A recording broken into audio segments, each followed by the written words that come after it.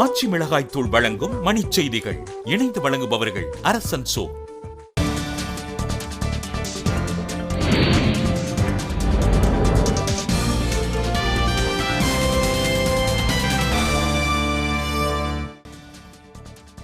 நாடாளுமன்றத்தில் குடியரசுத் தலைவர் உரைக்கு நன்றி தெரிவிக்கும் தீர்மானத்தின் மீதான கேள்விகளுக்கு பதிலளிக்கிறார் பிரதமர் நரேந்திர மோடி. ஈரான் சிறையிலிருந்து விடுவிக்கப்பட்ட தமிழக மீனவர்கள் 45 பேர் வானூர்தி மூலம் சென்னை வருகை.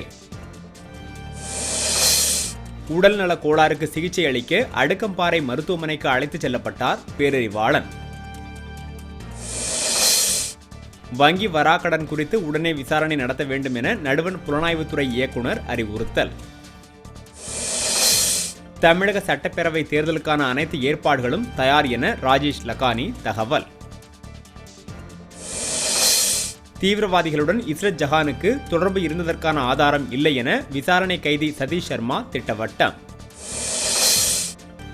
மாணவர்கள் நலன் கருதி பொதுத் தேர்வுகளை அந்தந்த பள்ளிகளிலேயே நடத்த வேண்டும் என வைகோ வலியுறுத்தல். கமுதி அருகே தனியார் சூரிய ஒளி மின் உற்பத்தி நிலைய கோபுரத்திலிருந்து தவறி விழுந்து தொழிலாளி உயிரிழப்பு.